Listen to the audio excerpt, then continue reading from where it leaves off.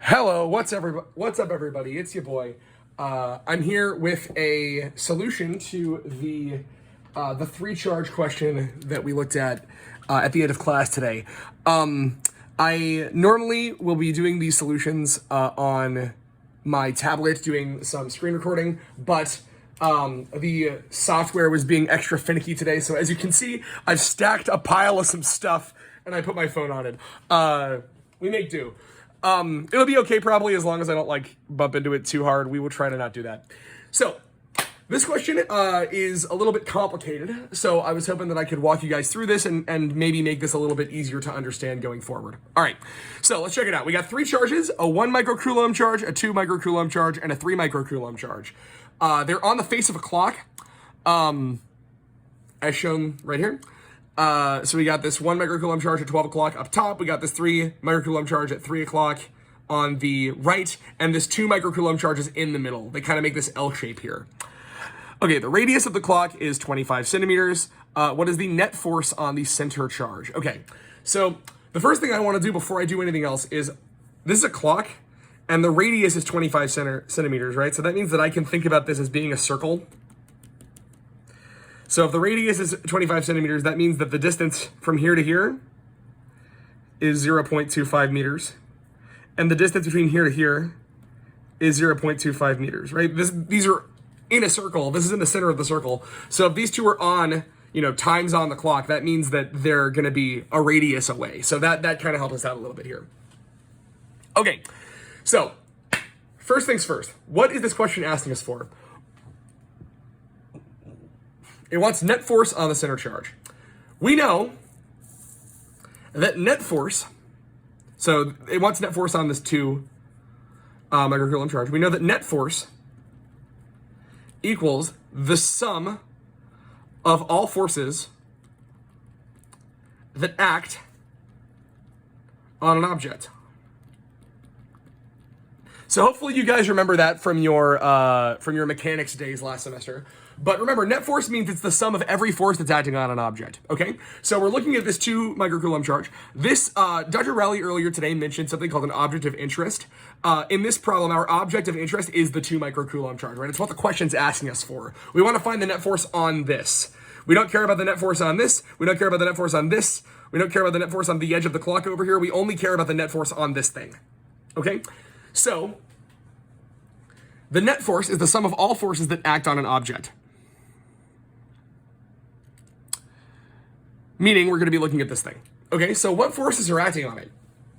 Well, we got 2 charges hanging out here. We got a charge here and a charge here.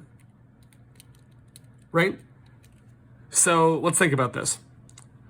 You guys hopefully remember from class that charges are going to either attract or repel each other, right? Opposites attract and like charges repel. All of these charges are positively charged, meaning all of them are going to do nothing but push each other away, right? This charge is going to push this charge away, this charge is going to push this charge away, this charge is going to push this charge away. They're all positive.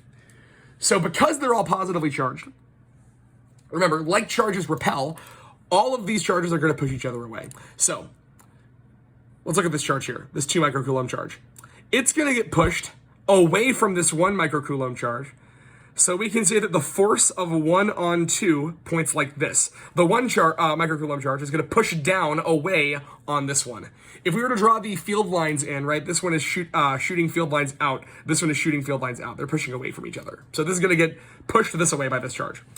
Likewise, this 3 microcoulomb charge is going to push this thing. Again, it's pushing it away. So that arrow is going to look like this. The force of 3 on 2 is going to be pushing to the left like this. So, is this thing going to apply a force to itself?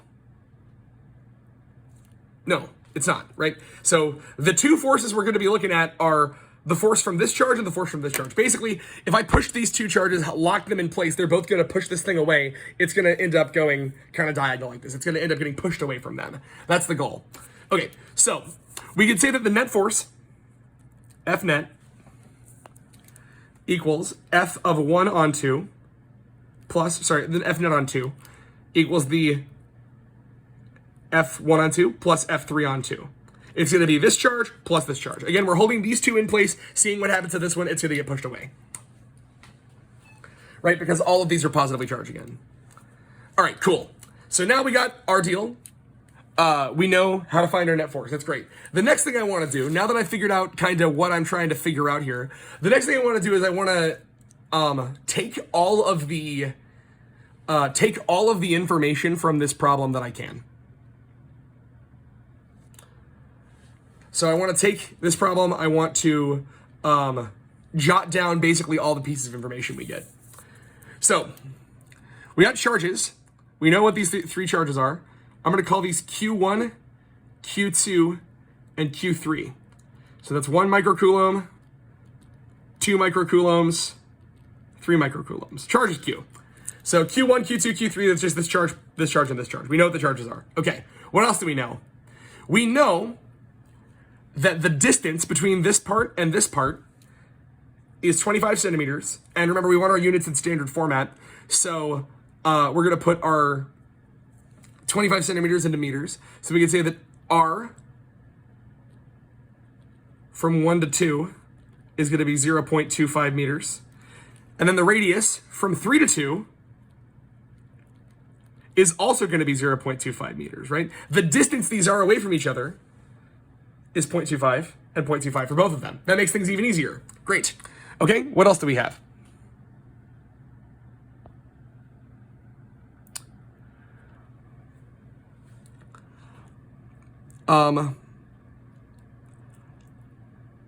For now, that's it, I think. Okay, so let's go ahead and get ready to solve this. We learned in school, in class today, that Coulomb's law tells us the force of a charge on another charge. Force of Q on Q. And we said that it's equal to some constant K times Q1 times Q2. We put those in absolute value brackets so that negative numbers like in electrons don't mess our math up. And then on the bottom, we have R squared.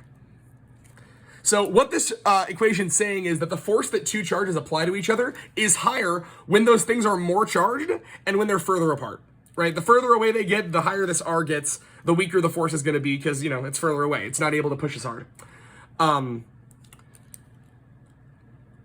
These Q's being on top says that the more any of our objects are charged, the more they're going to push each other away, right? The more they're going to push on each other. So that should make sense. The way I like to think about this is kind of like magnets, right? If I get a really strong magnet and a really weak magnet, the strength of my magnets is going to affect how much they push, right? My really strong magnet will pull stuff in really fast, apply a big force to it. My weak magnet will do it a lot slower, right? Likewise, if I keep my magnets further apart, they're not able to pull on each other as hard, right? If I put them right next to each other, I get a big force. If I put them further away from each other, I get a smaller force. So just the same, this electric force equation is kind of similar. This K here is a constant. We can look that up and add it to my variables list over here. This K here is going to be equal to 9 times 10 to the 9th. And that's going to be in newtons per coulomb squared. So this K here is a constant. Basically, this relationship is proportional. This K here just makes it work into the units that we have. Speaking of the units that we have, I don't know if any of you caught this. It would be super cool if you did. But this K here, it's in newtons per coulomb squared, right? We want to force in newtons, sure. But that means our charges have to be in coulombs. Right here, notice they're in microcoulombs. Okay? Micro means millionth. The word micro means millionth. So if something's got this mu symbol on it, that means that it's a millionth of that. A micrometer is a millionth of a meter. If I'm micro hungry, I'm a millionth as hungry as someone who's regular hungry, right? So I can write this as 1 over a million coulombs. 1, 2, 3, 4, 5, 6 zeros is a million. Or 1 times 10 to the negative 6th power. That's what this is, right? So basically we gotta convert these from microcoulombs into coulombs to match up with our constant here. So that's gonna be 1 times 10 to the negative 6th. That's gonna be 2 times 10 to the negative 6th. That's gonna be 3 times 10 to the negative 6th. Just gotta get rid of that micro, make them into regular coulombs. So now that we got all that out of the way, all we gotta do now is figure out what our forces are. So let's go ahead and do a calculation for it. It's really easy at this point. We could do the force of 1 on 2. That's going to be equal to the constant K which is 9 times 10 to the ninth, times the absolute value of the first charge, which is 1 times 10 to the negative sixths, times the second charge, 2 times 10 to the negative sixth. And that's all going to be over the radius, or the distance between the two charges, which is 0.25 meters squared.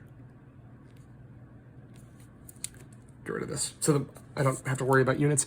Okay, so now all we gotta do is ask our good friend Mr. Calculator what that stuff is. So let's go ahead and open my calculator up over here. And 9 times 10 to the ninth times, parentheses, 1 times 10 to the negative sixth times 2 times 10 to the negative sixth. All right. And the top layer of this is going to come out to be about 0.018. And then the bottom, 0.25 squared. My calculator tells me that is 0.0625. By the way, just so that you know, these two Q's, the order you put them in does not matter at all, right? And addition is commutative. So 4 times 5 is 20, 5 times 4 is also 20. We can get that from there. Okay, so 0.18 divided by 0.625. 0.065 gives us, oh geez, 0.018, excuse me, divided by 0.065, boop, is going to be 0.288, excuse me,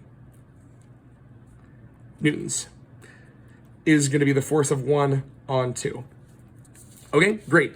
Let's look at our next one. So we get F of 3 on 2. That's going to be exactly the same as we solved this last part. The only difference is, oh, come on, phone, don't do this to me. There we go. We get F of 3 on 2. That's going to be exactly the same as this last part. We get 9 times 10 to the ninth. That K is a constant. It's going to stay the same. The only difference is that this one, we're going to be doing it with the different charges, right? So because this is 3 on 2, we're going to put the charge for 3 in here. So it's going to be 3 times 10 to the negative sixth times 2 times 10 to the negative sixth. And then the distance, again here, just like before, is going to be 0.25 meters. 0.25. That gets squared. All right. Let's get it. 0.0. All right, so this top part is going to come out to 0.054. Because the only thing we changed, I did kind of a shortcut here. Because we only changed this one becoming a 3, I just multiplied this by 3. If you put the whole thing back into your calculator again, you'll get the same thing. So we get 0.054, and we get that over 25 squared, which is going to be 0.0625 again. And we are going to get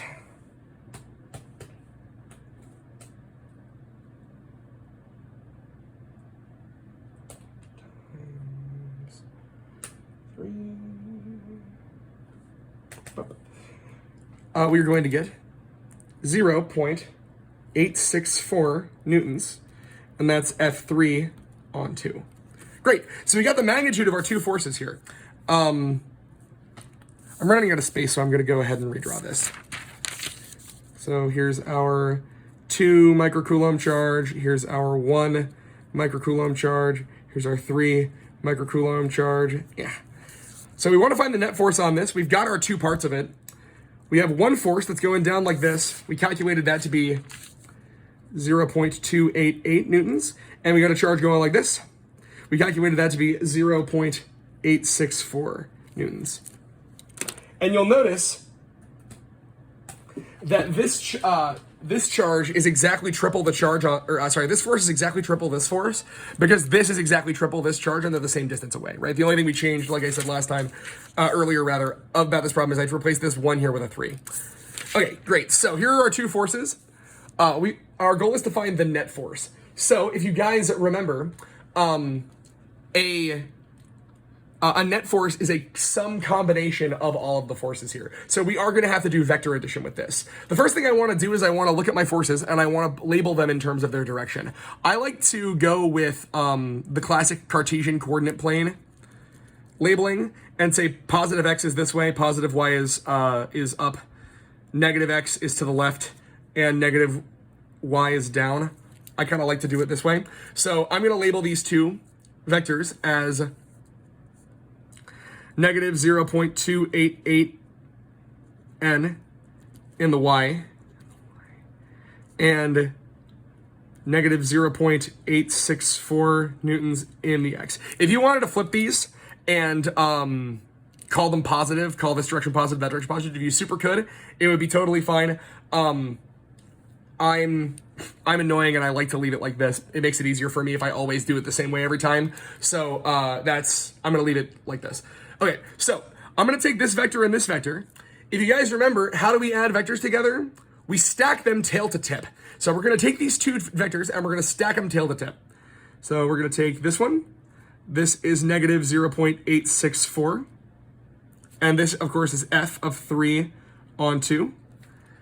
Then I'm gonna take this vector. I'm gonna put the tail of it where the tip of this one goes. Remember, this is how we add vectors in 2 dimensions, like you guys did last semester. And I'm going to call this direction the f of 1 on 2. And this vector's length is 0.0288 newtons. So remember, we add vectors, we stack them tail to tip. This is actually kind of an easy one. It would be a little bit harder if either of these were at angles, but because they're both at right angles, that makes this much, much easier. So check it out. Because these two vectors are at right angles from each other, we want to get our final resultant vector by going from the tail of the first to the tip of the last, right? We add all these vectors up together and the resultant is the combination of all of them. So the resultant we're going to get is going to be from here to here. And good Lord, would you look at that? That's a right triangle, baby. That makes this a lot easier, right? Because these are both at right angles to each other, that makes this a lot easier. If they were at angles, we could still do this, but it would require doing a little bit of trig. But now we need only some very basic trig to figure this out. So we want to know 2 things about this. This is a vector. We want to find the net force. It's going to need a direction, and it's going to need a magnitude. I'm going to find the magnitude first. So this is a right triangle. We could treat this mathematically like a right triangle. And I'm sure all of you guys remember from 10th grade geometry, our favorite thing to do with a right triangle is what we call the Pythagorean theorem, right? That's going to be a squared plus b squared equals c squared. It's basically just saying, like, these two sides squared will give you the hypotenuse squared, give you the diagonal squared. So we're looking at the diagonal right now. We're trying to find c. So we can do this with a being either one of these. I'm going to call this a and this b because I want to.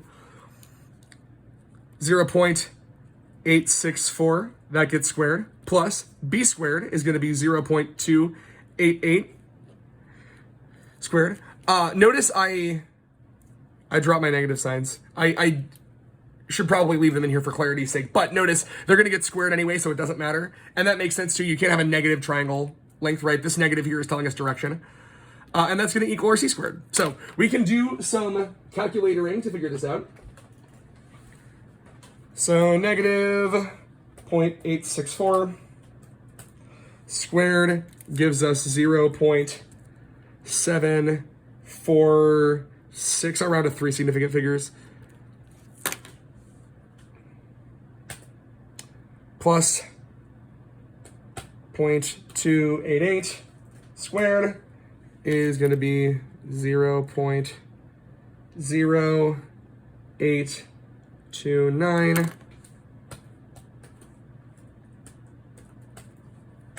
Okay, and then we can add these guys together. 0.746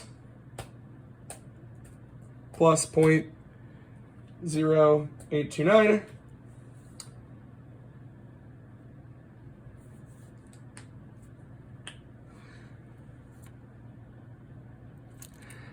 And this is going to give us 0.8289 equals c squared. Square root both sides, and we get our net force. Oh, geez.